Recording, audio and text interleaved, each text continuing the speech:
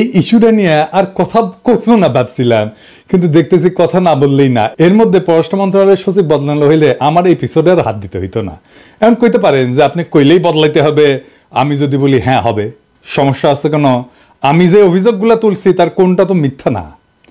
আপনার মন্ত্রণালয় থেকে তো কোনো প্রতিবাদ করেন নাই। প্রফেসর ইউনূস সরকারের সবচেয়ে ব্যর্থ মন্ত্রণালয় হইতেছে পররাষ্ট্র মন্ত্রণালয়, অথচ এই মন্ত্রণালয় সরকারের সবচেয়ে বড় শক্তি হইতে পারত। তো আমরা কি ছাইরা দিব আপনাদেরকে বিপ্লবকে ব্যর্থ করার জন্য? আপনার কি জমিদার আর আমরা প্রজা, নাকি আমরা আপনার চাকরিদাতা? চাকরিদাতার কথা শুনবেন না, নিজেদেরকে হারকিউলিস মনে করেন না। যদি মনে করেন হারকিউলিস খেলবেন, স্বাগতম। প্রত্যেক সপ্তাহে একটা করে এপিসোড বানাবো এই পররাষ্ট্র মন্ত্রণালয় নিয়ে। আর কি কি আকাম করেছেন একেবারে মাইক্রোস্কোপের নিচে নিয়ে ফেলায় ফেলায় দেখাই দেবো সবাইকে। একটা কথা এপিসোডের শেষে কইতাম, এখন শুরুতেই কই। বাঘে চুলে 18 গা, পুলিশে চুলে 36 ঘা, আর পিনাকি চুলে জয় বাংলা। কথাটা মাথায় রেখেন। হয় তহিদ সাহেব আপনি আমারে কনভিন্স করবেন আমার তোলা অভিযোগগুলা মিথ্যা, অথবা জসিমকে পাছায় লাথি দিয়ে সরাইবেন। দুয়ের মাঝে কোনো যদি কিন্তু নাই। এবার নাহিদ তোমারে বলি, এই যে গোলাম মুর্তজারে কোন আক্কেলে ওয়াশিংটনে প্রেস মিনিস্টার বানাবার জন্য সুপারিশ করেছিলা, তা আবার সিনিয়র সেক্রেটারি র্যাঙ্কে, অ্যাম্বাসাডারের র্যাঙ্কে ওয়ারেন্ট অফ প্রেসিডেন্সের সরা, মানে অ্যাম্বাসাডারের চাইতো সিনিয়র পোস্টে তারে প্রেস মিনিস্টার বানানো হয়েছে। মানে এই যে 15 আলো মতি রমনের লাগে এত পিতলা খাতির তোমার, এই জন্য কি? হ্যাঁ ওরে বাপরে, হাতের তালি। হ্যাঁ 15 আলোর লগে লতকালত কি যে করবে না, যারাই করবে বাংলাদেশের রাজনীতিতে তারা অপ্রাসঙ্গিক হয়ে যাবে। গোলাম মুর্তজারে ওয়াশিংটন ডিসিতে পাঠানোর জন্য সুপারিশ করার নাহিদ, আমি মরে যাওয়ার আগে পর্যন্ত দোষারোপ করে যাব। এই হারামজাদা উঠি বসে মঙ্গল শোভাযাত্রা। এই যে দেখেন, বাংলাদেশকে ইসলামকে ডেমোনাইজ করার ইন্ডিয়ান কালচারাল হেজিমনির পক্ষে বয়াদ উৎপাদন করায় আমার রক্তে, আমার অশ্রু, আমার কান্না, আমার ত্যাগ, আমার লড়াইয়ের পথ মারায় হারামজাদা। এটা আমি ছাইরা দেবো? এটা আমি হবার দেবো? কয় আওয়ামী লীগের হরতাল আর সিপিবি অফিস দখল নাকি একই জিনিস। হারামজাদা গোলাম মুর্তজা বাপ সিপিবির প্রিন্সেস জিগা। আমি তারে আগের রাতে কইছিলাম কিনা যে তাকে অফিসে পরদিন ঢুকুম না? যা জিগা, আমার হাত পা ধরেছিল কিনা প্রিন্স, জিজ্ঞাস কর। আগের দিন গণমিছিল বাতিল করেছে, গুতেরেস আছে সেই দিন, তাও আমি সেদিন ঢাকাত গেঞ্জাম লাগামু। তাই চাস গোলামের বাচ্চা, তোর যখন হাউস হচ্ছে কামটা করবো, শিগগিরই করবো। দায় গোলামের বাচ্চা তোর, দেখ আমি কি করতে পারি। তুই বলে চাকরি বিধি শেখার নাই, ওই ফেসবুকে এইগুলা লিখবার পারে চাকরি করিয়া আপনার নামে মামলা দিব। চাকরি বিধি লঙ্ঘন করার পরে ওরে কিছু না কয়, ওরে যদি না খেদাইছেন পররাষ্ট্র মন্ত্রণালয় থেকে, তাহলে কল খবর আছে, আপনারও খবর আছে। এই গোলাম তুই দেশে ফিরবো না? ফিরবো তো, তোর গোয়ার মধ্যে ইন্ডিয়ান গিরিবাস কবুতর ঢুকে দেয় না, হাততালি দিব, হাততালি। আর গিরিবাস কবুতর খালি পাক মারবি তোর গোয়ার মধ্যে।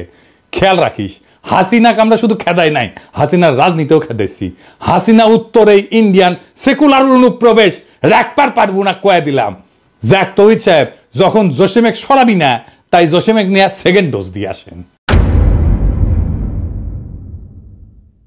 অগ্নি আমি 3রা মাস তারিখে একটা এপিসোডে হাসিনারে দালাল নিয়ে কথা কইছিলাম যে ভারতের কাছে মাথা বেচা এই পররাষ্ট্র সচিবের কিছু অপকর্ম তুলে ধরেছিলাম। আমি কইছিলাম যে কিভাবে পররাষ্ট্র মন্ত্রণালয়ে আওয়ামী পুনর্বাসনের কাজ করে চলেছে এই জসিমউদ্দিন। সে ভিডিও প্রচারের পর দেশ বিদেশে বিভিন্ন প্রান্ত থেকে জসিমউদ্দিনকে নিয়ে আমার কাছে অনেক ফোন টোন দেয়। কি বলবো আর বলেন, যে আমি নিজেই অবাক যে কিভাবে এরকম একজন দালালকে পররাষ্ট্র সচিব নিয়োগ দেওয়া হয়েছিল। জসিমউদ্দিনকে পররাষ্ট্র সচিব করার নেপথ্যে যে 3 জন লোক ছিল তাদের কথা আমি তুলে ধরছিলাম। এর মধ্যে একজন মোজাম্মেল, যে কিনা পরবর্তীতে জসিমের কুটচালে প্রধান উপদেষ্টা একান্ত সচিব হিসেবে নিয়োগ প্রাপ্ত হইয়াও সেখানে যোগদান করতে পারেন নাই। আরো ছিল জসিমের বড় ভাই, সাবেক বিএনপি নেতা এবং বর্তমানে এলডিপির রাজনীতির সাথে যুক্ত সালাউদ্দিন কারমা। ওই নাকি আবার বিএনপি ফিরিছে, এখন তো ফিরবি। হ্যাঁ, তবে সবচেয়ে মুখ্য ভূমিকা পালন করছে পররাষ্ট্র উপদেষ্টা তৌহিদ হোসেন। আপনি নিজে এখনো ওর পিঠ বেঁচে যাচ্ছেন, জানি তো। তৌহিদ সাহেবকে নিয়ে আমার এপিসোডে আমি কোনো কথা বলি নাই। মুরব্বী মানুষ, বয়স হয়েছে, ইউনূস সরকারের উপদেষ্টা, তাই ভাবিছিলাম তার নিয়ে বেশি কোনো কথা বলবো না। কিন্তু আমাদের গ্রাম দেশে একটা কথা আছে না, আক্কেল মানুষের ঠুসা আর ব্যাকল মানুষের ঘুষা, একই কথা। কিন্তু আমাদের তৌহিদ সাহেব তো বিএনপি সুপারিশে সরকারের উপদেষ্টা হয়েছেন, তাই জনতার মুখের কথা ওনার কাছে কোনো গুরুত্ব বহন করে না। উনি বিএনপি খুশি করিচ্ছেন। আমি আগে কইছিলাম যে বিএনপি আর আওয়ামী লীগ হইলে একই মুদ্রার এপিটোপিট। এরা বাংলাদেশে এদের 5 দশকের লুটের রাজনীতিকে বহাল রাখতে চায়। বিএনপি জানে যে জনতার শক্তি মোকাবেলা করার সক্ষমতা তাদের নাই, তাই আওয়ামী পুনর্বাসনের মাধ্যমে নিজেদের সেফ এক্সিট নিশ্চিত করতে মরিয়া হয়ে উঠছে আমাদের বিএনপি।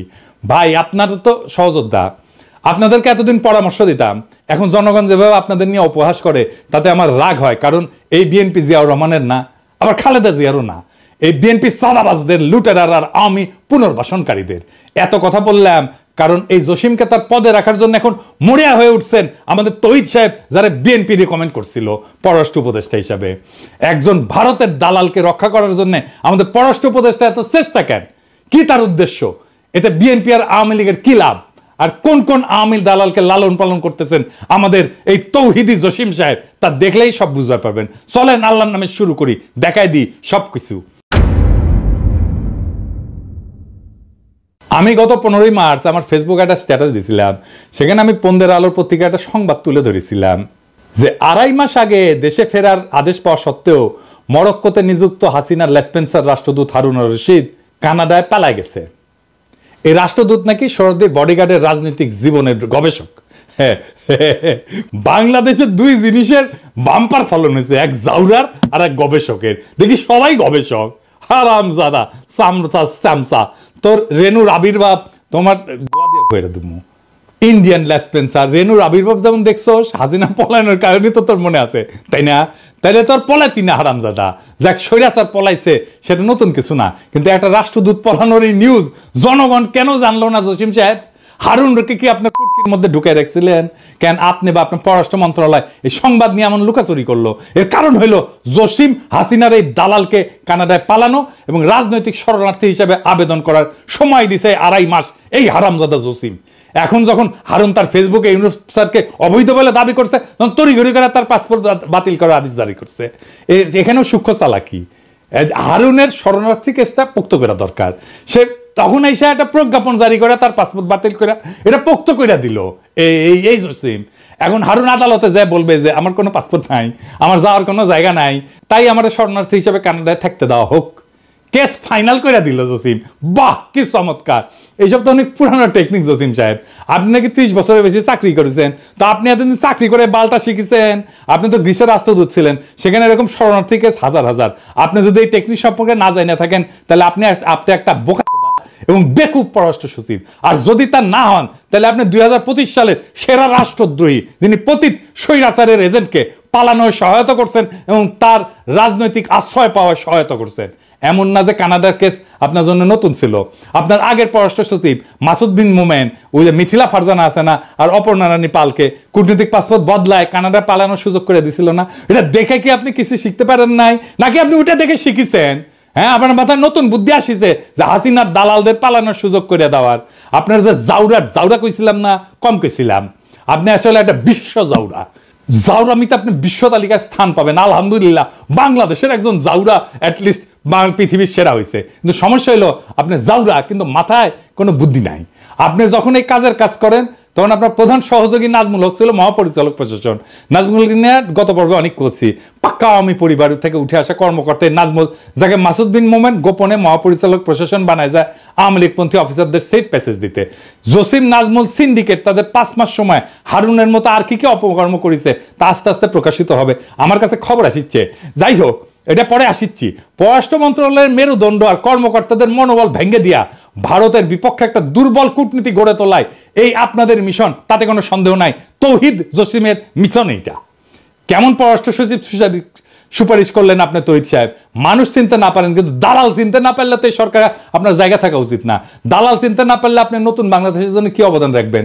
জসিম সাহেব, আপনি কেমনে জানলেন যে আমি পিনাকি আপনার এই চালাকি ধরবে পারবো না? আমি তো হাসিনার নির্যাতনে ফ্রান্সের শরণার্থীর আবেদন করেছিলাম। আপনার তো জানা দরকার ছিল, যার কেউ বুঝুক না বুঝুক, আমি অন্তত আপনার এই ধান্দাবাজি ধরবে পারবো। হারুনের পালানো আপনার অগোচরে হয় নাই জসিম সাহেব। এই গল্প অন্যদের শুনায়েন, আমারে না। আমরা আপনার গল্প বুঝবার পারিছি। গোয়েন্দা সংস্থা দিয়া আপনার বা আপনার সহযোগীদের মোবাইল ফরেন্সিক করলে হারুনের সাথে আপনার যোগাযোগের স্পষ্ট প্রমাণ পাওয়া যাবে, আমি নিশ্চিত করে কইবার পারি। তৈরি বিয়া কইরাও থুক্কু দেওয়া যায়, তালাক দেওয়া যায়, কিন্তু আপনি জসিমের মতো এরকম দেশ বেচা বাটপার পররাষ্ট্র সচিব সুপারিশ করে যদি থুক্কু দিতে না পারেন, তালাক দিতে না পারেন, তাহলে আপনাকে নিয়ে আমাদের বিশেষ অনুসন্ধান চালানো প্রয়োজন হবে। অবশ্য মানব জমিন পত্রিকা আপনার নিয়ে ভালোই অনুসন্ধান চালাইতেছে। দেখেন, আপনি কয়দিন আগে নিজেই কি বলেছেন যে আপনি ব্যর্থ। তো ব্যর্থতার দায় স্বীকার করে চলে যান। আছেন কেন এই পদে এখনো? খুব মজা না ক্ষমতা মাখনে খাইতে? খুব মজা না? নরম না? হ্যাঁ, ব্যর্থ হইয়া জনগণের টাকা বেতন নিতে লজ্জা লাগে না তহিদ সাহেব আপনার? জসিমের মতো একটা হাসিনার দালালকে কেন আপনি সুপারিশ করেছেন? কেন তার সব অপকর্ম ঢাকার জন্য আপনি এত মরিয়া? কি উদ্দেশ্য আপনাদের? আসেন সেটা একটু দেখি। জসিমের মূল উদ্দেশ্য বোঝার জন্য বেশি দূর যাওয়া লাগবে না। গত 18 অক্টোবর 2024 সালে বাংলা ট্রিবিউনে একটা সাক্ষাৎকার ছাপা হয়। সেটি উনি কি কইছেন সেটা না দেখি। উনি কইছেন, অন্তর্বর্তী সরকারের সফলতার উপর বাংলাদেশের ভবিষ্যৎ পররাষ্ট্রনীতি কতটুকু শক্তিশালী হবে সেটি নির্ভর করছে। অন্তর্বর্তী সরকারকে বিদেশিরা গভীর আগ্রহ নিয়ে পর্যবেক্ষণ করছে এবং একই সঙ্গে এই কাজে আন্তরিকভাবে সহায়তা করতে চাইছে। এর অভিষ্ট ফলাফল হচ্ছে নির্বাচনের মধ্য দিয়ে পরবর্তী যে সরকার আসবে তাদের সঙ্গে বিদেশিদের সম্পর্কের অন্যতম নির্ধারক হবে দেশীয় সংস্কারের সাফল্য। হারামজাদা বিশ্বজাদা, নির্বাচনের জন্য একেবারে পাগল হয়ে গেছো।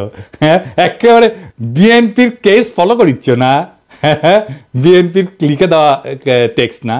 নির্বাচনের পরের সরকার কি করবে এটা ভাবার তোর কাজ? জসিমকে নিয়ে করা আগের পর্বে আমি বলছিলাম যে বাটপার এখন বিএনপিকে ক্ষমতা আনার জন্য পাগল হয়ে গেছে, আর সেই সাথে বাস্তবায়ন করতেছে ইন্ডিয়ান প্রেসক্রিপশন, যেটা হলো ইউনূস সরকারের দ্রুত বিদায় আর আওয়ামী লীগের পুনর্বাসন করা। আগের পর্বে আমি বলেছিলাম না যে জসিম এই সরকারের লেজিটিমেসি আর বিপ্লবের ন্যারেটিভ নিয়ে কোনো কাজ করে নাই? কেন করে নাই তা এখন পরিষ্কার। তো এই কাজ যে করা লাগবে এমন কথা যে জসিম জানতো না তা কিন্তু না। এই সাক্ষাৎকারে দেখেন এই হারামজাদা কি বলিছে। অন্তর্বর্তী সরকার দায়িত্ব নেওয়ার প্রথম দিকের একটা চ্যালেঞ্জ ছিল জুলাই আগস্ট বিপ্লবের সঠিক ন্যারেটিভ তুলে ধরা। একথা সবাই জানেন যে বিপ্লব নিয়ে একটা অপপ্রচার ছিল, আমাদের কাজ ছিল সেই অপপ্রচারের বিপরীতে বিপ্লবের সঠিক চিত্র তুলে ধরা। এই কাজে আমরা সফল হয়েছি। দ্বিতীয় বিষয় ছিল সরকারের সংস্কার চিন্তাভাবনা ও সংস্কার কার্যক্রম তুলে ধরা। এটি এখন চলমান এবং আমাদের জন্য নতুন বিষয়। কাজে এই বিষয়টি তুলে ধরে বিভিন্ন দেশের সঙ্গে একযোগে কাজ করার প্রতিশ্রুতি আদায় করা খুব কঠিন না হইলেও এটা চ্যালেঞ্জ ছিল। তো জুলাই বিপ্লবের কোন ন্যারেটিভটা আপনি করেছেন জসিম সাহেব একটু জানাবেন? কোন করেছেন? হ্যাঁ, কইলেই হইলো ন্যারেটিভ তৈরি করেছেন, কি বালটা করেছেন এটা জানি না আমরা। হ্যাঁ, বিভিন্ন দেশের সাথে একযোগে কাজ করার যে সম্মতি আদায়ের জন্য আপনি গেছেন সার্বিয়া, আলজেরিয়া, মিশর, এটাই না? এই ভূগোল বুঝাইতেছেন। এইসব গল্প ইন্ডিয়ায় যাইয়া আপনার পলাতক ঠাকুরমা হাসিনা শুনেন। আসলে আপনি যখন এই সাক্ষাৎকার দেন তখন পররাষ্ট্র সচিব হিসেবে আপনার বয়স মাত্র 40 দিন। তখন থেকে আপনার এজেন্ডা পরিষ্কার ছিল, কিন্তু মানুষ আপনার চালাকি ধরতে পারে নাই। কারণ আপনি তখন জুলাই ন্যারেটিভ, আহতদের চিকিৎসা, এই সমস্ত বড় বড় কথা বলে সবার মনে আশা সঞ্চার করার চেষ্টা করেছেন। কিন্তু বাস্তবে ভারত এবং বিএনপির প্রেসক্রিপশন মোতাবেক আপনি অত্যন্ত সুকৌশলে কাজ করে গেছেন এবং যাচ্ছেন। আপনার মিশন হইল হাসিনার দালালদের পুনর্বাসন এবং বিএনপির ক্ষমতায় আসার পথ সুগম করা। এই মিশনে আপনার পাহারাদার হইল পররাষ্ট্র উপদেষ্টা মিস্টার তৌহিদ হোসেন।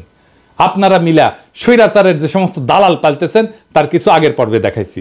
সব ইচ্ছা করে একেবারে দেখাই নাই, কারণ সব দেখাইলে নিতে পারতেন না। চলেন আপনার কিছু সহল স্পেন্সারদের সাথে আপনার একটু পরিচয় করাই দিই।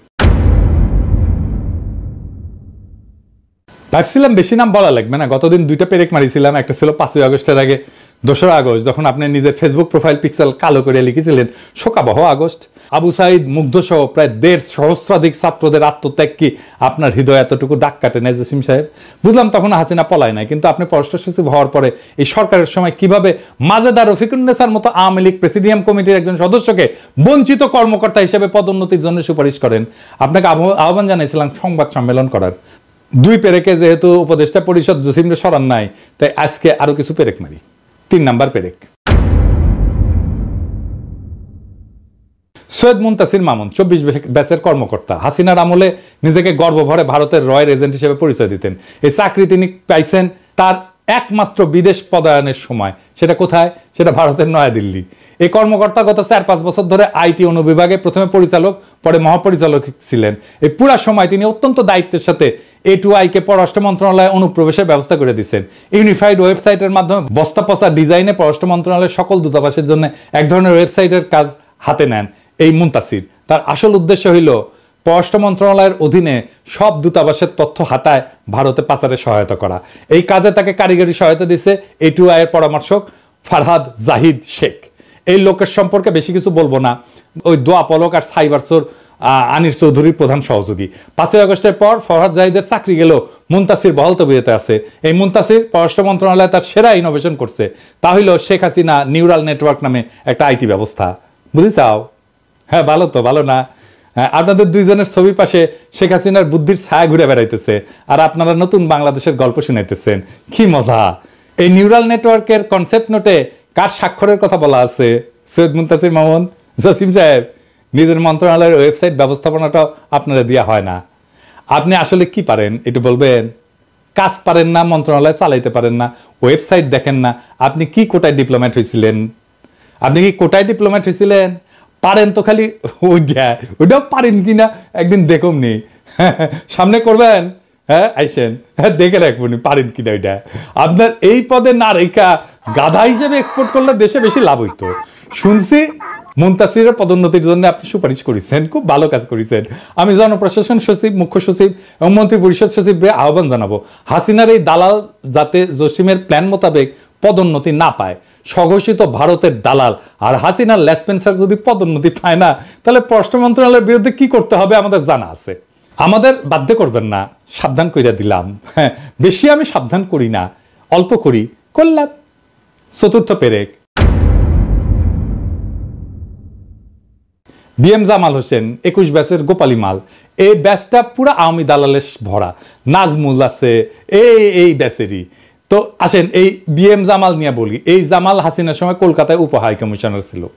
ওই সময় ভারতের রয়্যাল এজেন্টদের সাথে মিলা পশ্চিমবাংলার ভারতীয় মুসলিমদের অবৈধভাবে বাংলাদেশে পুশব্যাকে সহযোগিতা করছেন। এই যে দেখেন, কলকাতা থেকে হারবাল খাইয়া যখন এই দালাল দুবাই গেছে, তখন দেখেন সভা সেমিনারে কি বলে দেখেছেন? সে নাকি ভারতের ব্যবসা প্রসারে কাজ করেছেন। এই অনুষ্ঠানের আয়োজক ছিল মহারাষ্ট্র বিজনেস নামে ভারতীয় ব্যবসায়ীদের সংগঠন। হারামজাদা গোপালী দালাল দেশের বেতন নিয়ে ভারতের অনুষ্ঠানে যায় ভারত প্রেম, হ্যাঁ মাদার, তোদের মতো দালালদের থাপ্পায় থাপ্পায় পাবলিকে পররাষ্ট্র মন্ত্রণালয় থেকে কেন বাইর করে দেয় নাই? আমি এটা বুঝি না। কি জসিম, খুব ভালো লাগে নাকি রে জামাল রে? নাকি জামাল গোটা খাইছ? হ্যাঁ খাইছ? এই জামাল জুলাই বিপ্লবের সময় দুবাই পুলিশে অভিযোগ কইরা 57 জন প্রবাসীকে পুলিশ দিয়ে গ্রেপ্তার করায়। জামালের বিরুদ্ধে প্রবাসীরা অভিযোগ জানায় আমাদের প্রবাসী কল্যাণ উপদেষ্টা আসিফ নজরুলের কাছে। সেই অভিযোগে উল্লেখ করে পররাষ্ট্র মন্ত্রণালয়কে একটা চিঠি পাঠায় প্রবাসী কল্যাণ মন্ত্রণালয়। এই যে এটা কিন্তু তৌহিদ জসিম গং মিলা সেই চিঠির কোনো ব্যবস্থা না নিয়ে জামালকে মহাপরিচালক পদে বসাইছে, দায়িত্ব দিছে আফ্রিকা অনুবিভাগের। বাহ জসিম বাহ, বিপ্লবের বিপক্ষে তোমার স্পষ্ট অবস্থান প্রমাণে আর কি লাগবে? প্রবাসী ভাইয়েরা দেখেন পররাষ্ট্র মন্ত্রণালয় আপনাদের কি উপহার দিতেছে, দেখেছেন? দেখেছেন? আপনার পয়সায় আপনারে বাম্বুজে দেয়, তারে নিয়ে আসে পদায়ন করে এই তৌহিদ সাহেব। আমরা বিভিন্ন সময় আসিফ নজরুল মাহফুজদের ভুল বুঝি, বিপ্লবের সাথীদের ন্যায় বিচার নিশ্চিত করতে না পারার জন্য অভিযোগ জানায়। কিন্তু এই জসিমের মতো ঘাপটি মেরে বসে থাকা দালালদের কারণে পুরা সরকারের বদনাম হয়। এই জামাল নিয়ে তুমি যে কামাল করিছো জসিম, সেই অপরাধে তোমার জামাল গোটা 2 বেলা প্রেসক্রিপশন দিয়ে দিলাম। জনতা আসবে তোমার ওষুধ নিয়ে, গেটে পুলিশ বাড়াইতে বল, আর লক্ষণ সেনের মতো পালানোর জন্য পিছনের গেট খোলা রাখ, দেখ পিছে গেট খোলা আছে কিনা। পঞ্চম পেরেক, সারোয়ার আলম 31 ব্যাচের কোটার মাল, বাড়ি কুড়িগ্রাম, আমার বাড়ির পাশে, পরিচয় সাবেক ছাত্রলীগ। এখানে শেষ না, এই লীগের প্রোডাক্ট পররাষ্ট্র মন্ত্রণালয় থেকে পেশনে হাসিনার সহকারী প্রেস সচিব হয়েছিল। সাধারণত প্রেস উইংয়ে পেশাদার সাংবাদিক আর বিসিএস এর তথ্য কেন্দ্রের কর্মকর্তা পদায়ন করা হইল। সারোয়ার হইল আওয়ামী বিশেষ কোটায় পদায়িত কর্মকর্তা। শোনা যায় এলাকায় নাকি 2029 সালে নির্বাচন করার প্রস্তুতি নিচ্ছিল। আমি খোঁজ নিছি, কথা সত্য। কিন্তু হাসিনা যখন পলাইছে তখন তো সরার পলাইতে পারে নাই। সে পররাষ্ট্র মন্ত্রণালয়ে যোগদান করতে আসলে তাকে তো বরখাস্ত করে পুলিশে দেওয়ার কথা ছিল। কিন্তু আমাদের হারকিউলিস জসিম সাহেব এই সারোয়ারকে পরিচালক পদে পদোন্নতি দিয়া পররাষ্ট্র মন্ত্রণালয়ে সসম্মানে যোগদান করায়। কি আর বলবো, এভাবেই চলিতেছে আমাদের পররাষ্ট্র মন্ত্রণালয়। শেষ কথা গত পর্বেই কইছি, জসিমকে জয় বাংলা করতে হবে, এর কোনো বিকল্প নাই। আমি ইউনিস স্যার আর পুরো উপদেষ্টা পরিষদকে আহ্বান জানাইতেছি, জসিমকে পররাষ্ট্র সচিব পদ থেকে অপসারণ করে ডিবি অথবা ডিজিএফআই হস্তান্তর করেন, ওর মোটিভ অনুসন্ধান করেন, ওর মোবাইল ফরেন্সিক করেন, ব্যাংক হিসাব নেন, পুরা পরিবারের দুদককে বলেন সবকিছু দেখতে, আওয়ামী লীগের দালালদের পুনর্বাসন কইরা আর হাসিনার লেসপেন্সারদের বিদেশে পলায়ন, পদোন্নতি থেকে শুরু কইরা যেসব কাজ এই জসিম করিছে, তাতে এই জনগণের ট্যাক্সের টাকায় ভাত খাওয়ার আর কোন সুযোগ তার জন্য নাই। এই ভারতের দালাল, এই ভারতের প্রেসক্রিপশনে চলে, প্রত্যেকদিন সে ইন্ডিয়ার সাথে কথা বলে। আপনি খোঁজ নিয়ে দেখেন। স্যার জসিম জান আপনার সাথে চীন সফরে না যায়। চীন সফরে পররাষ্ট্র মন্ত্রণালয়ে যত কর্মকর্তা যাবে প্রত্যেকের বিষয়ে অনুসন্ধান চালাবেন। জসিমের কোনো বিশ্বাস নাই, সে হাসিনার চীন সফরের কথা জানে, সব কথা জানে। চীন সফর থেকে ফিরে আসা এই কথা যে ভারতের কাছে পাচার হবে তার কর্মকাণ্ড থেকে নিশ্চিত হওয়া যায়, ওই সব কিছু কয়ে দিবে যে কি কি করেছেন আপনি। আর এত কিছুর পরে যদি আপনারা জসিমকে সরাইতে না পারেন, তাহলে আমার অনুরোধ, যে সমস্ত আওয়ামী লীগের কর্মকর্তাদের আপনারা চাকরি থেকে বরখাস্ত করেছেন, বাধ্যতামূলক অবসর দিচ্ছেন, তাদের চাকরি ফিরিয়ে দেন। জসিম নাজমুল গঙের মতো আওয়ামী দালালদের শপথে রেখা অন্য ক্যাডারের আওয়ামী দালালদের চাকরি থেকে অপারেশন করলে তাদের প্রতি বৈষম্য করা হবে। তা আমরা তো এত বৈষম্যের বিরুদ্ধে এত রক্ত দিলাম, এত প্রাণ দিলাম। যদি জসিম বাংলাদেশে পররাষ্ট্র সচিব থাকে, তাহলে সব আওয়ামী লেসপেন্সারদের দেশে নিয়ে আসেন, জনতা তখন তার বকে আদায় করে নেবে। জসিমের মতো ভারত, হাসিনা, শেখ পরিবার আর আওয়ামী লীগের কোনো দালাল যদি তার দালালি চালায় যায়, তাহলে এই নতুন বাংলাদেশে তার আর কোনো জায়গা নাই। পররাষ্ট্র সচিব যদি জসিম থাকে, তাহলে এর থেকে এই সরকারের আর লজ্জার কিছু থাকতে পারে না।